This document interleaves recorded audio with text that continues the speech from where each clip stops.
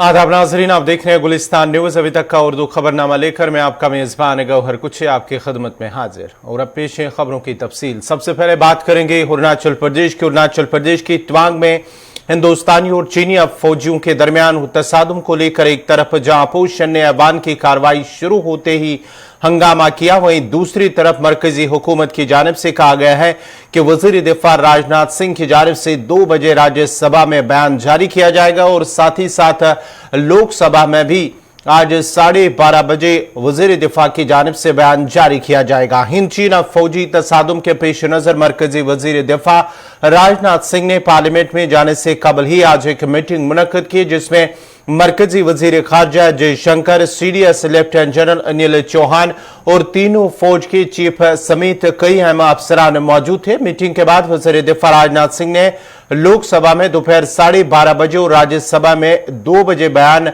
वो सामने रखेंगे। हिंद चीनी अफवाज तसादुम का मामला गुज़िश्ता 9 दिसंबर को हुआ था, जब हिंदुस्तानी फौजियों ने चीन की साजिश को नाकाम बना दिया था।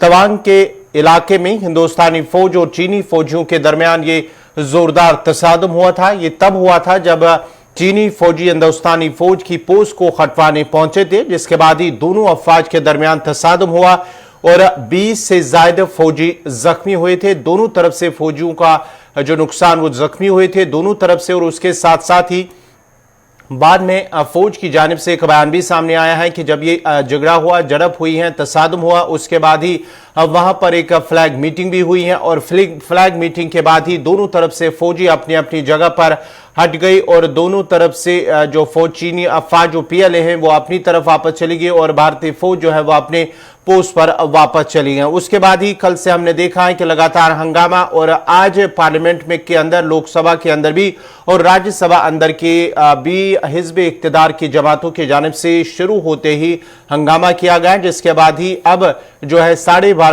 बजे वज़ीर दिफा राजनाथ सिंह पहले लोकसभा में जवाब देंगे, बयान जारी करेंगे, उसके साथ साथ ही राज्यसभा में 2 बजे अपना बयान जारी करेंगे।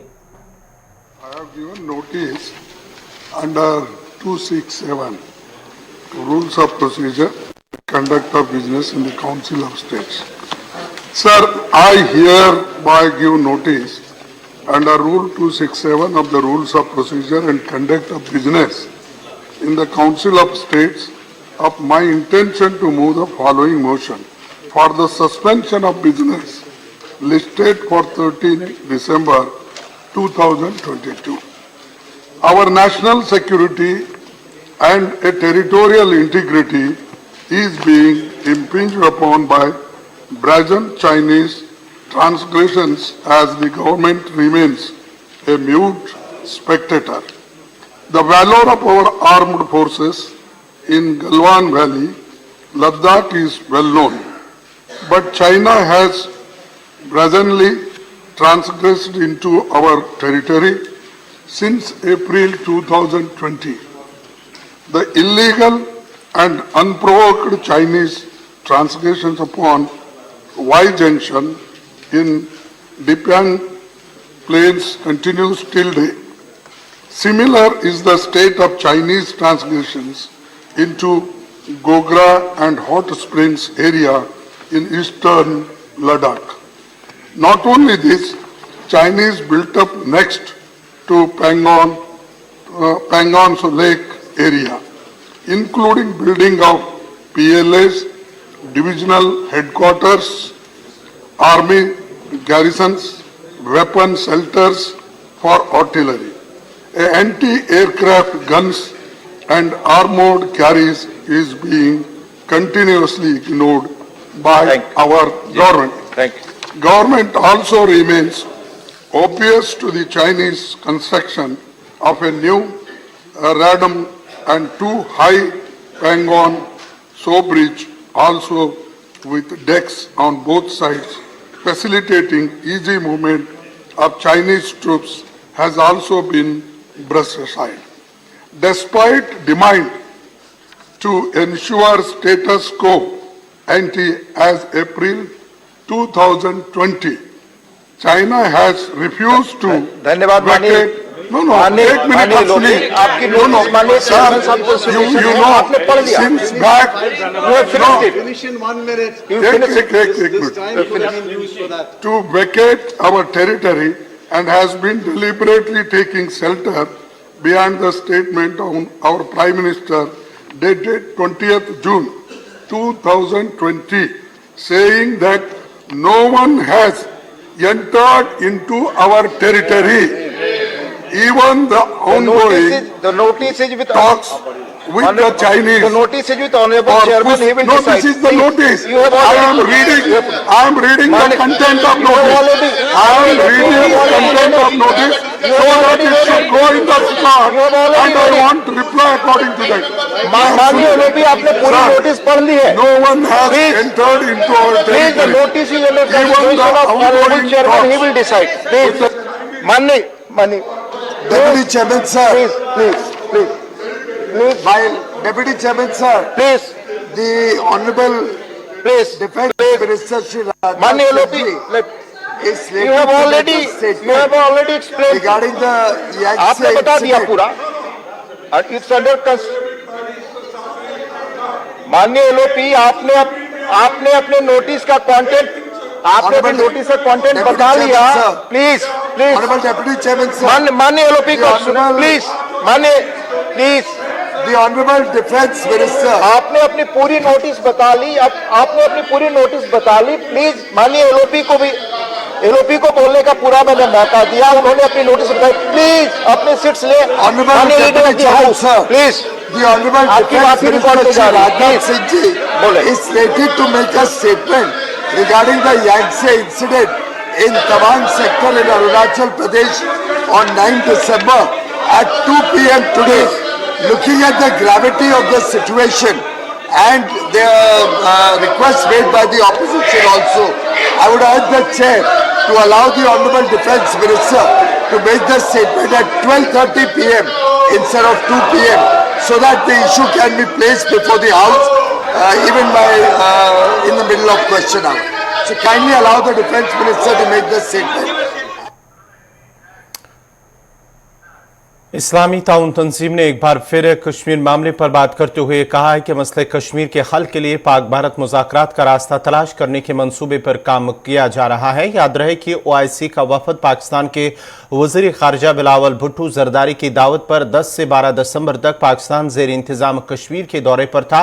इस्लामी ताउन तंजीम ने कहा है कि वो मसले कश्मीर पर पाकिस्तान और भारत के दरमियान बातचीत का एक चैनल तलाश करने के मंसूबे पर काम कर रहा है. OIC के सेक्रेटरी जनरल हुसैन बरहम ताहा ने कहा है कि भारत और पाकिस्तान के दरमियान बातचीत का रास्ता तलाश करना है और हम इस सिलसिले में पाकिस्तानी हुकूमत और दीगर रुकन ममालिक के साथ मिलकर एक लाहेअमल पर काम कर रहे हैं. ताहा ने कहा है कि उन्होंने हालिया इजलास में OIC कौंसिल ऑफ वज़राए खारजा की तरफ से मंजूर की गई करारदाद को अमली जामा पहनाने के लिए पाकिस्तान के ज़रिए इंतजाम कश्मीर का दौरा किया था और वहां जमीनी सूरत हाल का जायजा लिया था. इधर वजारत खारजा ने OIC वफद के पाकिस्तान ज़रिए इंतजाम कश्मीर के दौरे और दिए गए बयान को मुस्तरद करते हुए कहा कि इस्लामी ताउन तंजीम को हिंदुस्तान के अंदरूनी मामलात में दखल अंदाजी का कोई हक नहीं है. हिंदुस्तान ने इससे कबल भी मुस्लिम अक्सरियती ममालिक के इस ताउन रुकनी ग्रुप पर तनकीद करते हुए कहा है कि OIC जैसे इदारों को मुल्क के अंदरूनी मामलात पर तबसरों के लिए अपने प्लेटफार्म का फायदा उठाने की इजाजत देने से गुरेज करना चाहिए.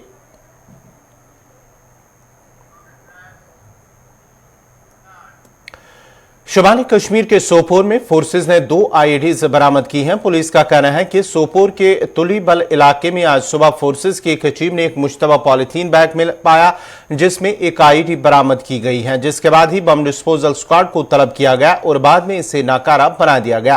ताबाद में इसी इलाके में सर्च ऑपरेशन के दौरान एक और 4 किलोग्राम वजनी IED बरामद हुई है जिससे बाद में नाकारा बना गया. IED बरामद होने के बाद ही कुछ देर तक ट्रैफिक की आवाजाही मुतासिर हुई. ताम IEDs को नाकारा बनाने के बाद ही ट्रैफिक की नकलो हरकत को दोबारा बहाल किया गया है, जबकि फोर्सेस की जानिब से कुछ देर तक इलाके में सर्च ऑपरेशन भी जारी रहा और जिसके बाद ये पुरअमन तौर पर इख्तिताम पजीर हुआ.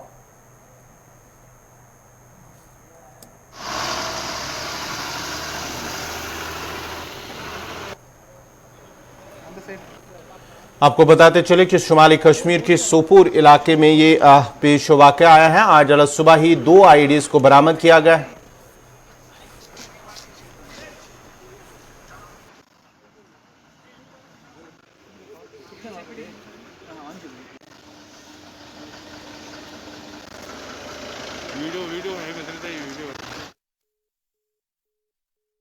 श्रीनगर लिया शाहरा और मुगल शाहरा की भी श्रीनगर लिया शाहरा पर 3 रोज बाद ट्रैफिक की आमदरफ्त को बहाल कर दिया गया। याद रहे कि 2 रोज कबल ही हुई बर्फबारी की वजह से श्रीनगर लिया शाहरा को आर्जी तौर पर आमदरफ्त के लिए बंद कर दिया गया था, जिसके नतीजे में सोनामार्ग और मिनी मार्ग में कई गाड़ियां दरमांदा हो गई थी। गुज़िश्ता रोज मौसम में बेहतरी आने के साथ ही जोजिला के दोनों तरफ से बीकर ने बर्फ हटाने का काम मुकम्मल किया, जिसके बाद ही आज मिनी मार्ग से श्रीनगर की तरफ दरमांदा गाड़ियों को चलने की इजाजत दी गई।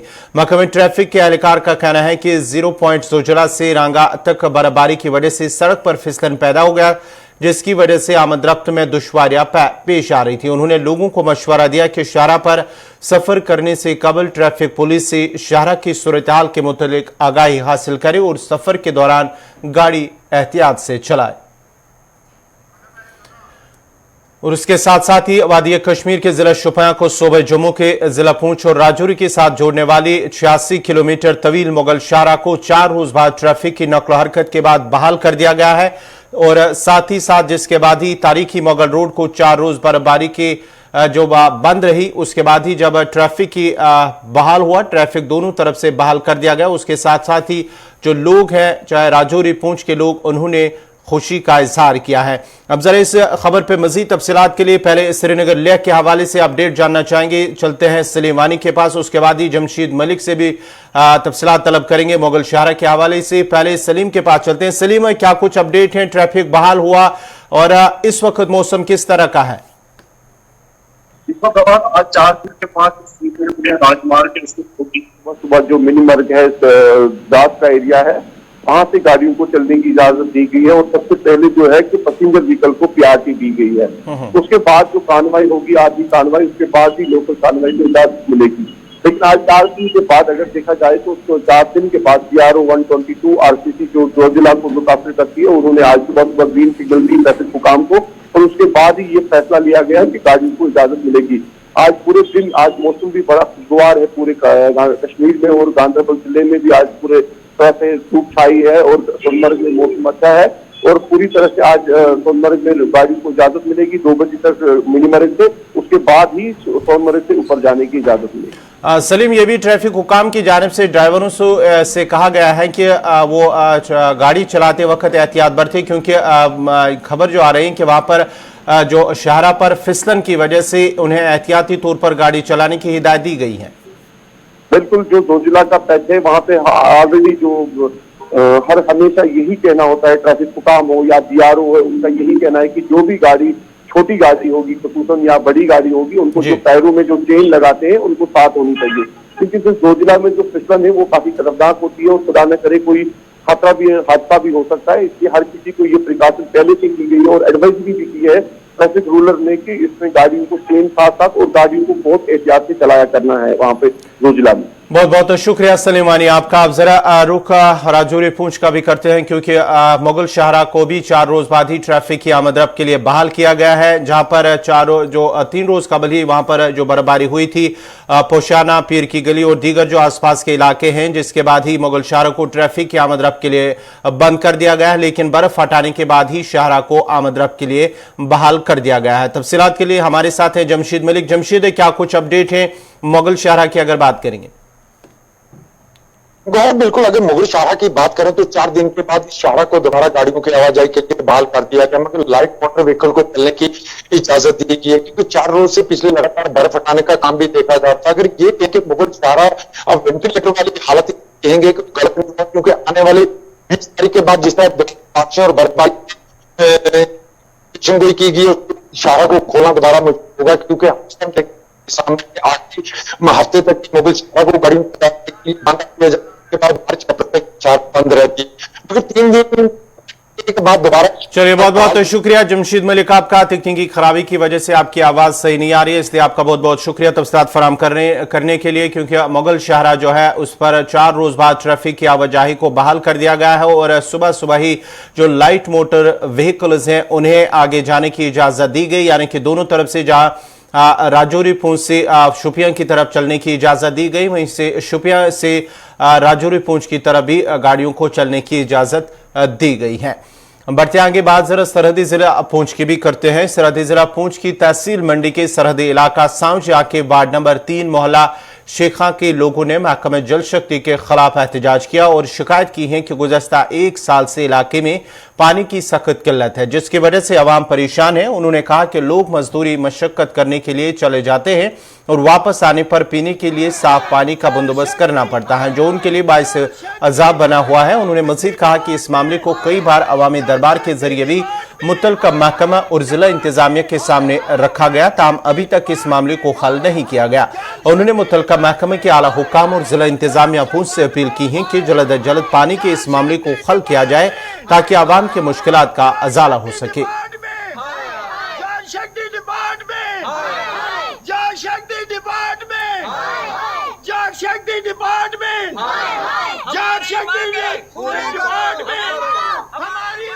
सर आज हमने इसलिए एहतजाज किया सर, यहाँ 1 साल से पानी की प्रॉब्लम है सर।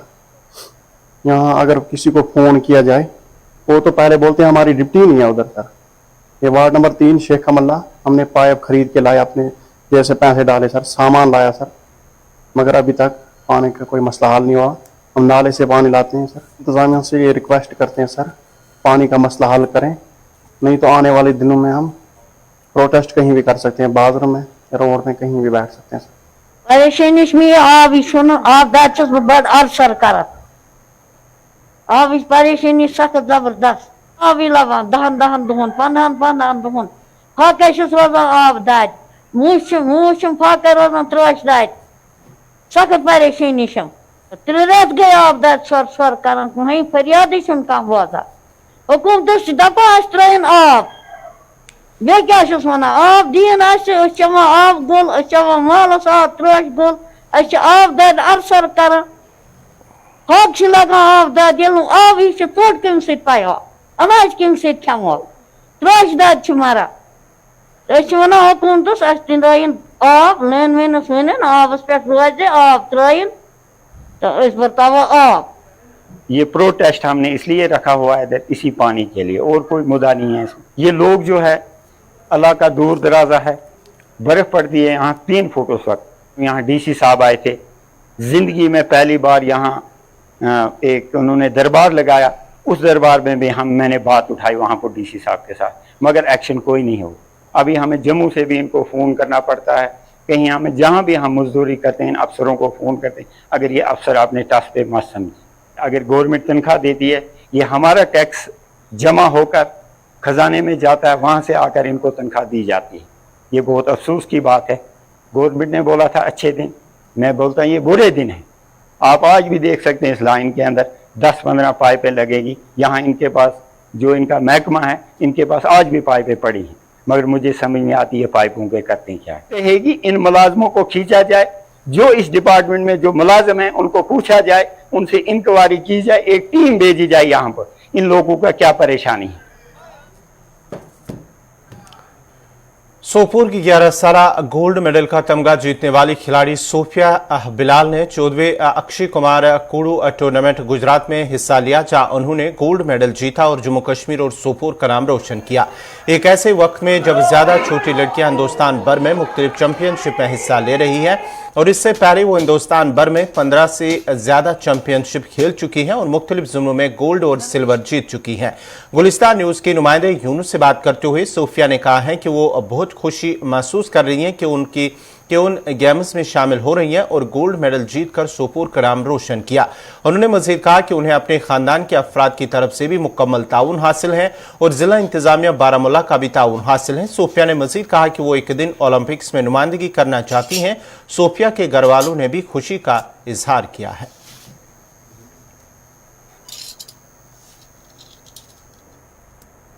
वबरकातुहू। मेरा नाम सोफिया हिलाल है और मैं एक मार्शल आर्ट स्टूडेंट हूँ।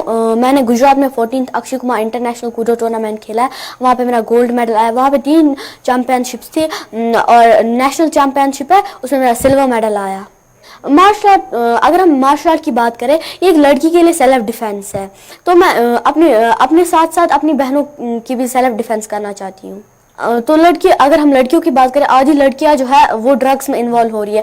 मैं उनको बोल रही हूँ कि आप ड्रग्स में इसमें आपको कुछ नहीं मिलेगा मौत के सिवाय। आप मतलब स्पोर्ट्स में इन्वॉल्व हो जाओ। मैं आपको नहीं बोल रही हूँ मतलब कि आप ज़रूरी मार्शल आर्ट्स में आओ, आप किसी भी गेम में आओ, क्रिकेट है, वॉलीबॉल है, फुटबॉल है, चेस है, आप किसी भी गेम में आओ, लेकिन आप मार्शल आर्ट में इन्वॉल्व हो जाओ, मतलब आप स्पोर्ट्स में इन्वॉल्व। अगर हम मतलब पढ़ाई की बात करें, अगर हम पढ़ेंगे तो मार्शल आर्ट भी हमारा आगे आगे चलेगा। पढ़ने से ही हमारा मार्शल आर्ट भी है। मार्शल आर्ट क्या है, अगर एक लड़की के लिए सेल्फ डिफेंस है ये, और सेल्फ डिफेंस के साथ साथ मतलब पढ़ना भी ज़रूरी है। पेरेंट्स इसमें मुझे बहुत ज़्यादा सपोर्ट करता है, तो थैंक्स मैं अपने पेरेंट्स को बोलना चाहती हूँ जो मुझे इसमें सपोर्ट करता है। मतलब मुझे टूर्नामेंट्स पे खेले मतलब ये देते हैं कि आप जाओ। मैं आगे जाके अपने मुल्क का नाम रोशन करना चाहती हूँ। मैं इंटरनेशनल लेवल पे खेलना चाहती हूँ। अपने पेरेंट्स के साथ साथ अपने कोच का भी और पूरे मुल्क का नाम रोशन करना सपोर्ट किया जी। पहले तो मैं अपने कोच का मतलब उनको थैंक यू कहना चाहती हूँ, और उसके बाद SSP सोपोर, उनको भी थैंक यू कहना चाहती हूँ। डॉक्टर सहरिश असगर, उनको भी मैं, DC बारामुल्ला, उनको भी मैं थैंक यू कहना चाहती हूँ। और LG मनोज सिन्हा, उनको मैं ये मैसेज देना चाहती हूँ कि आप स्पोर्ट्स में जो मतलब ये है खेल रहे स्पोर्ट्स में, आप इनको सपोर्ट करो। आपके सपोर्ट की बहुत ज़रूरत है इसमें। जो सोन वारिया खुशकिस्मती सेठा कोर बहुत दपान अमिस हौसल अफजाई अम सत बेन कोरन हौसल अफजाई क्या वनकन किस वक्तस मज सठा जरूरी ये अमिस मतलब वारिया जरूरी अत मज शुक्र गुजार अल्लाह ताला कुन कि अम जून वारिया मेडल जेन यह सोन खुशकिस्मती कि अपील कर बेन कोरन हमसायन मतलब रिश्तेदारन कि अत करो तुम त सपोर्ट, तुम त पकनो बची छो तुम त पकनो ब्रोट। तम सात ये जरूरी तम सात हेल्प उमन यह डिफरेंस उमन पन्ने खतर सठा बो बेन कोर खतर यह जरूरी खतर बेहतरीन जनाब अली यह कत कि यह बेहतरीन लान यह हिसाब क्या वनक हिसाब माहौल तथ बरक्स बेहतरीन हिसाब अकिस बच्चे खतर